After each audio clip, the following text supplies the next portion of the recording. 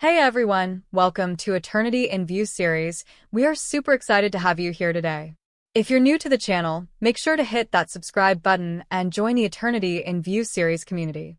I studied the life of David and I discovered it was not just the anointing that made David king. It was Jonathan that made David king. 1 Samuel 18 verse 1 to 4. After David destroyed Goliath, David gave a speech and immediately the Bible said Jonathan removed his robe, gave to David and bowed down and worshiped him. Saul came and insulted him. He's about to take your throne.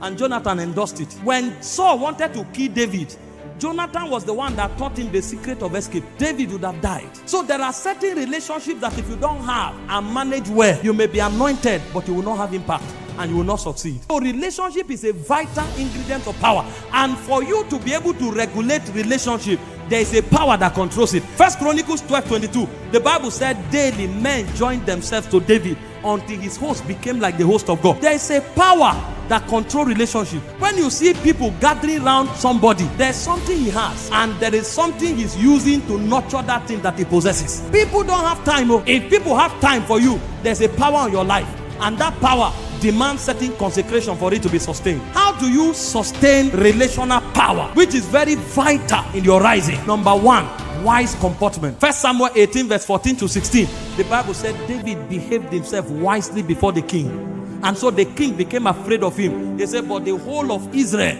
submitted to David. You can't live anyhow and expect to command the admiration of people. People have standards. People have moral values. They admire you to the degree that you align to standards and moral values. You live carelessly, nobody can associate with you. That's why even people that people associate with, when they violate moral codes, people leave them. And you find them angry. That's it. Those who are loyal to you in your hard time. Or that hard time is different from scandal and ridicule. Don't live carelessly and expect people to endorse you in evil. Number two, how to sustain relational power. Genuine love for people and not what they have to give. The moment people discover that you are a parasite, to irritate them. Anybody who can sustain relationship is somebody who loves people genuinely. John 21 verse 15 to 16. Jesus came to Peter and said, Simon, lovest thou me more than this? He said, Lord, you know I do. He said, keep my lamb. Simon, lovest thou me more than this? Lord, you know I do. Keep my lamb. 3 times. The third time, lovest thou me more than this? He said, yes, you know. He said, keep my sheep. No relationship thrives except as love is proven. There are people who only call you when they have needs. The moment you see their call, there's no food at home. The moment you see their call, they need school fees. The moment you see their call, they need small cash. If they do it once, twice, thrice, the next time they call, you block them. It's not your fault. Everybody hates parasite. It's a wicked disposition. And so if you want to build the power for relationship, you must be selfless and sacrificial. Only sacrificial people can sustain relationship. Number 3, how do you build relational power? Is by sustaining integrity. Ephesians 4:25, Proverbs 25:19. If you are somebody who is not consistent, you say one today, say another one tomorrow, people will become careful of you because they want to defend you. While they are in the heat of the battle, you will now call them aside and say, I'm sorry, that thing I said is not like that. Really? And you allowed us to get to this level. They will never stand with you again. You want to build relationships that matter? Be honest, be truthful, have integrity. See, it's better to tell people the truth, let them leave you, than to keep them with a lie. The day they discover it, they will not only leave you, they will hate you. Number 4, true respect and honor. Philippians 2 verse 3 and 4. The Bible said to esteem others more than yourself. Even those who are under you, honor them. Every human being commands respect. If you treat people like rags, a day will come, they will say, you are not my God. They will walk away. Show people respect. They are not slaves. Let them know that they are worthy of honor. The Bible said in 1 Peter 2:17, say, honor all men. There's a place for rebuke. There's a place for correction. There's a place for chastisement. But they must know that you honor them. Number 5, how do you build relational power?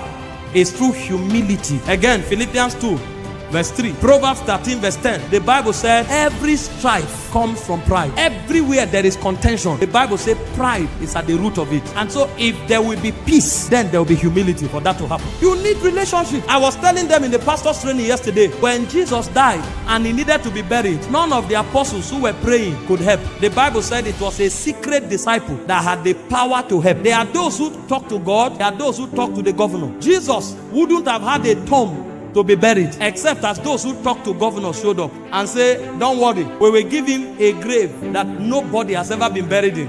That's the kind of power they have. And Jesus could sustain such relationships. And finally, power is the key for sustainable impact. Nobody is making impact by luck. There is no such thing as luck in the world of impact. Everybody you see making impact is making impact by a dimension of power. Daniel 11:32. They that do know their God, they shall be strong.